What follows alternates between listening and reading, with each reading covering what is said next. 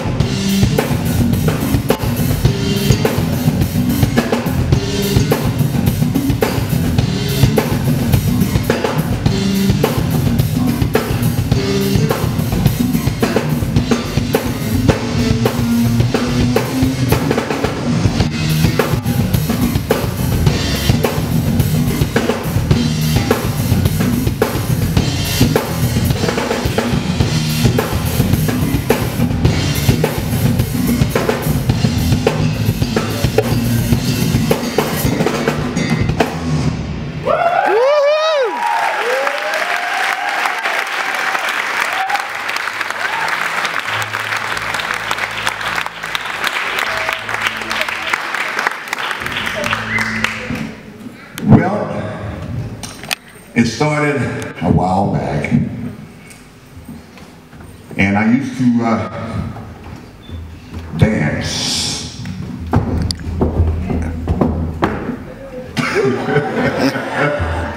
It's like, no. And then I started taking piano lessons. And we played the classical music, studied Chopin and other writers. And then I played clarinet, saxophone. Then when I was 11, my father, who was a guitar player, he decided he wasn't going to play anymore, so he gave me his guitar. And so I taught myself how to play the guitar. And I was listening to folks, of course, like Chuck Berry and other folks. My favorite was Clarence Gatemouth Brown. And he had, well, you know, huh? And he had this song called Okie Dokie Stone. And I learned that note for note. I come home every day from school and put that record on.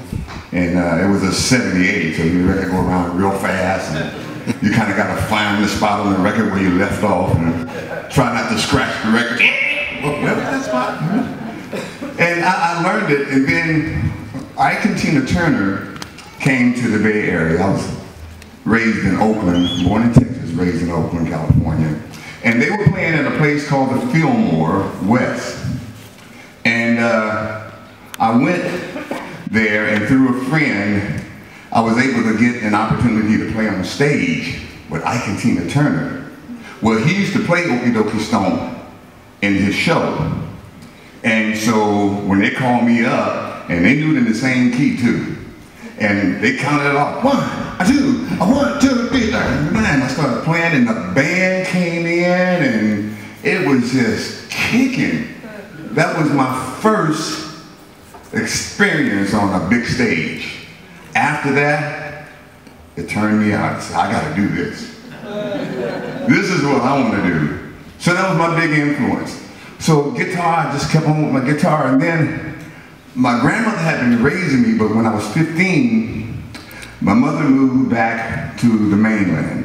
She'd been living in Hawaii for a while. And it wasn't a state yet, so I'll say the mainland. She came back to California, and she asked me to join her band. Me on guitar, she was on piano, and then we had drums. And that sounded good. And when she played solos, I would play bass lines on my guitar. And when I would solo on the guitar, she would play bass lines on the piano. So we trade back and forth like that. Then there's one club we went to in Redwood City. It's called the Escort Club. And I remember they had this organ. And this organ had bass pedals halfway across. So I learned how to play the bass pedals with my foot. Just like that. At the same time playing the guitar and singing. Well, we got used to having this bottom. And then one day, after we used to having this bottom, the organ broke down. So now we sounded empty without the bottom. So I said, I know what? I'll just go rent a bass until the organ could be repaired. Sounds like a good idea. So I went over to Music Unlimited. You remember still there, right? You sound Leandro, because he lives in Oakland too. This is Rio, David Rio Brazil on the drums. Woo!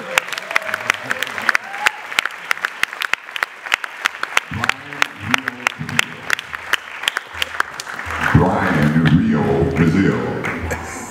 Brian Rio Brazil. They will be here later. And I rented this bass. It was a St. George bass. And I said, well, I'll just rent this, and then when the organ could be repaired, then I'll just send it back. Well, as it turned out, the organ was too old, couldn't be repaired, and I got stuck on the bass.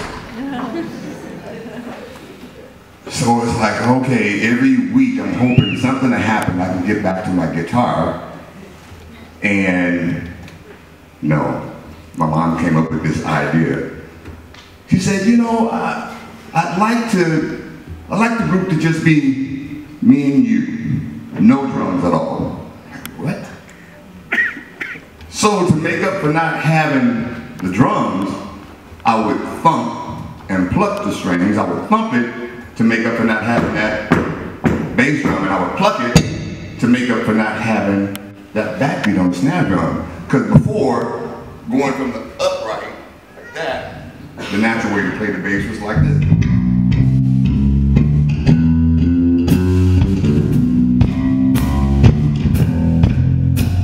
Right? The open hand style. But because I wasn't listening to bass players, only guitar players, that didn't influence the way I thought about the bass. So because now I didn't have drums, I would thump the strings and pluck the strings, playing drums on the bass like.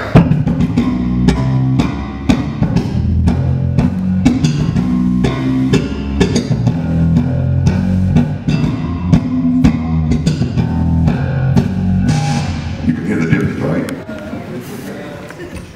So then, after doing that for a while, that became my regular way of playing the bass. And then this lady who used to come in the club, she would hear me doing this thumping and plucking, singing and stuff. And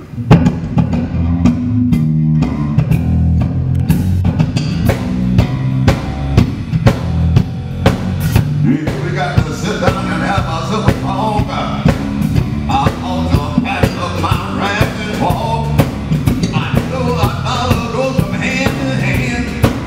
Before I let you go from man to man, I'd rather the rain, money, water, sleeping all.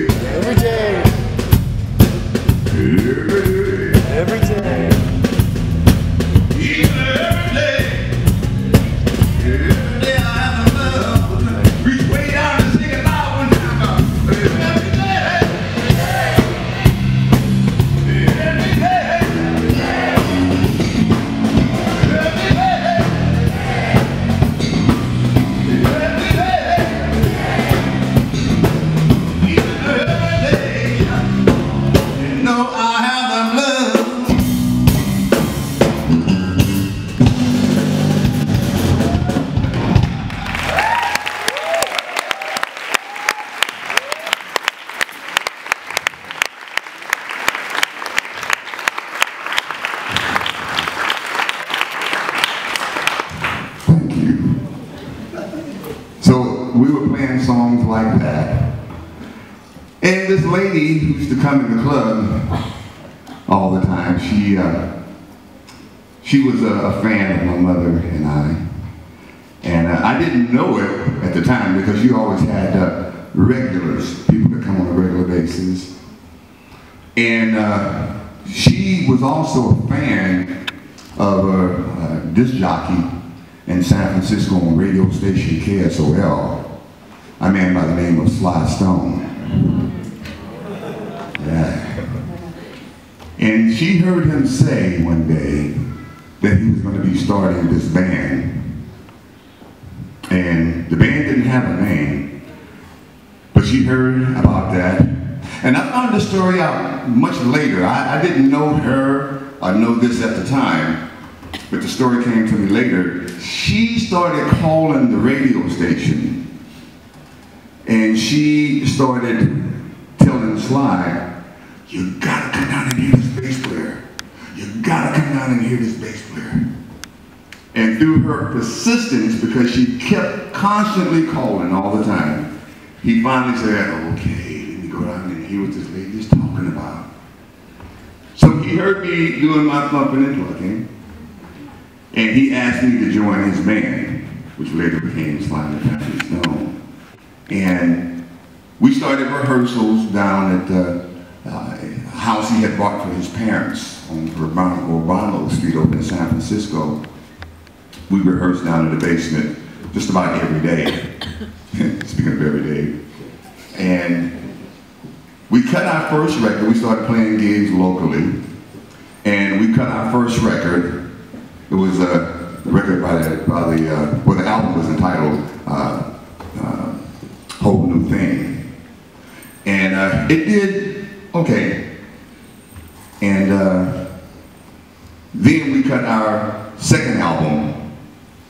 And that song featured, that album featured a song that I got a chance to thump on, but as a guitar player, I also used a bunch of special effects because I didn't think anything about plugging into a fuzz or a wah-wah pillow.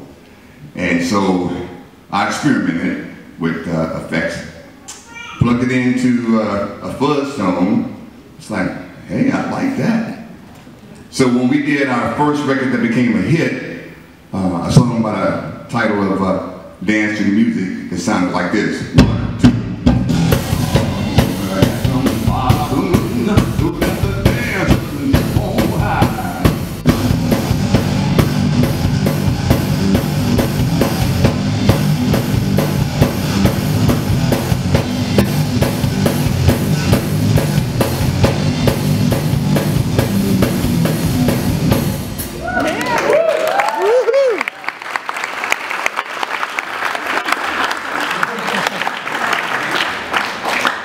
There's a towel here for me somewhere. Oh, there you go. My sweet wife, she's always looking out for me.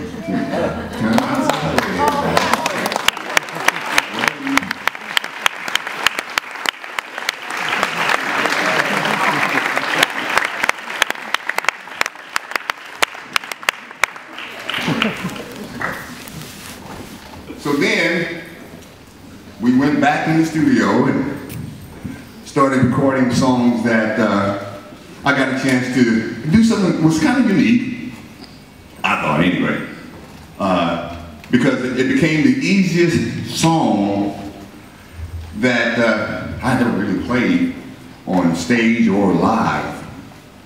And what was unique about this song, and what's really, really cool for beginning bass players, or if you've been playing for a while, to be able to create a type of a rhythm just using one note.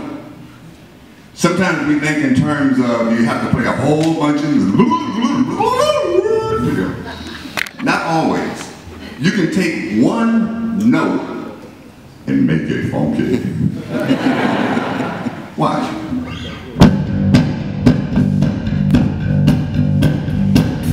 Can you feel that? Even not no drums, you can feel it right there, right? And then when you add drums to it, if the drummer is playing the right rhythm to complement what I'm doing, then you can really do it.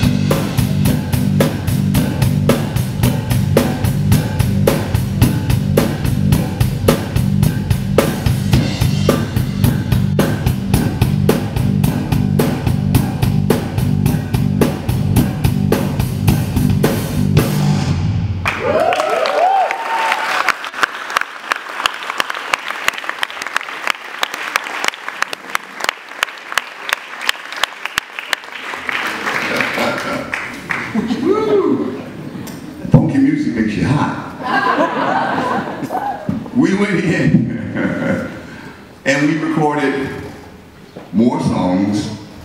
Some of them had simple bass lines. Others were a little more complex, but even on the slow groove, using the thumping and the plucking. Check it out like this. Let me just have a little bit of it, and then when you come in, again, notice how the syncopation between the bass and the drums. You saw it on the simple bass line, but something that's a little bit more complex, not real hard, but check it out.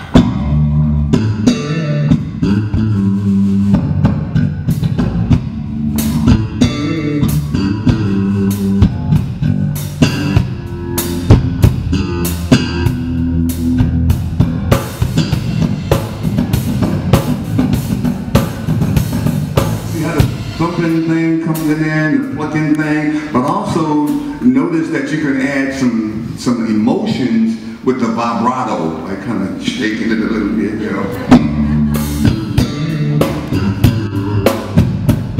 Notice the vibrato?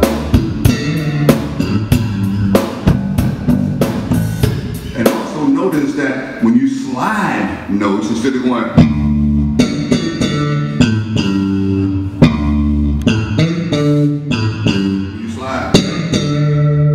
vibrato, you add some emotions to it, you know, just makes Tina go, ooh.